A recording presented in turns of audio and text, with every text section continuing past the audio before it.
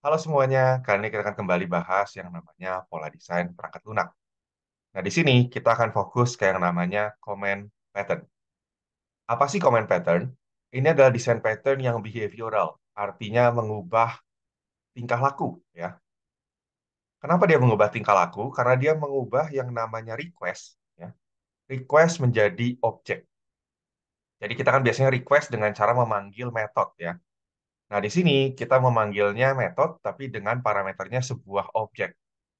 Objek tersebut mengandung semua informasi terkait dengan request tersebut. Jadi biasanya dalam bentuk atribut. Nah, apa gunanya dijadikan objek gitu ya? Gunanya adalah pertama, kita bisa memasukkan ya metode dengan berbagai request sekaligus karena dia sebagai objek. Jadi mungkin bisa jadi list dan sebagainya. Kedua, kita juga bisa untuk menunda atau mengantrikan beberapa request. Dan yang ketiga, kita juga bisa mendukung mungkin operasi-operasi yang sebelumnya tidak bisa. Oke, ini contohnya misalkan kita bekerja dengan text editor ya. Text editor, lalu di situ ada toolbar dengan berbagai fungsionalitas. Nah, toolbar item ini ya, sebenarnya kan adalah tombol-tombol ya, tombol-tombol dan setiap tombol itu terkait dengan kode yang menghandle spesifik problem. Nah, permasalahannya adalah nanti kalau misalkan ternyata lebih dari satu tombol melakukan operasi yang sama. Kan kalau langsung kita kopas di sana nggak enak. Makanya di sini solusinya kita menggunakan comment pattern.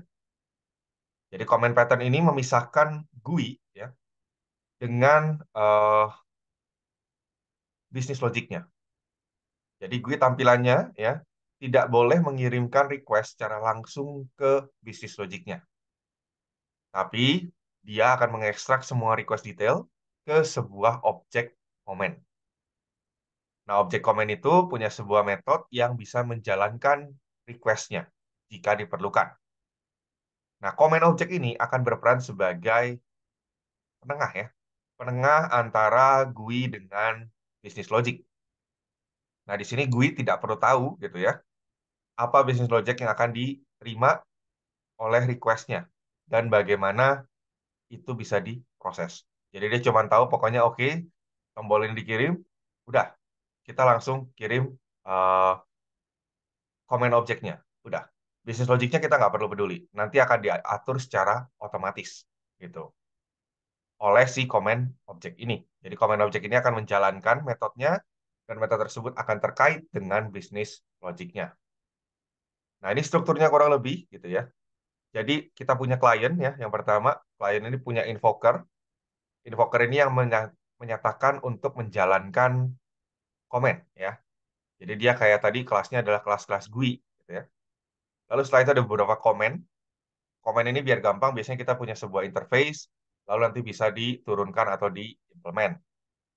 Nah, setiap comment itu punya mungkin parameter yang dibutuhkan, dan dia juga punya mengandung receiver atau bisnis logiknya. Nanti ketika kita pencet execute, kita menjalankan execute, maka dia akan otomatis mengakses metode yang terkait yang ada di receivernya. Seperti itu. Kapan kepakainya?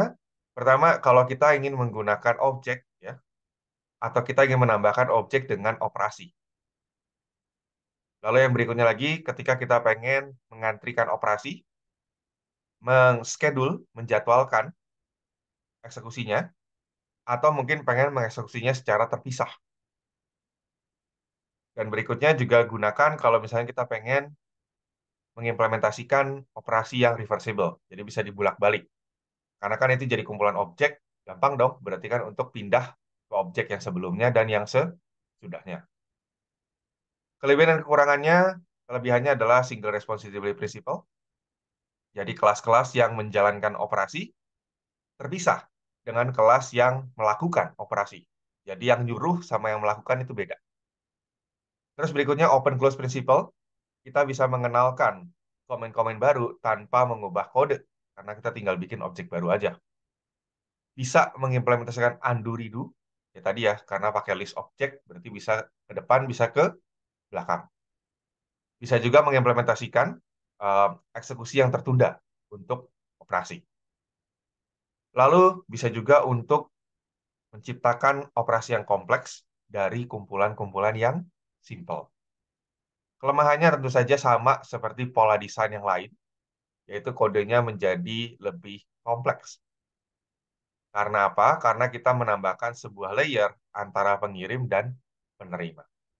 Terima kasih.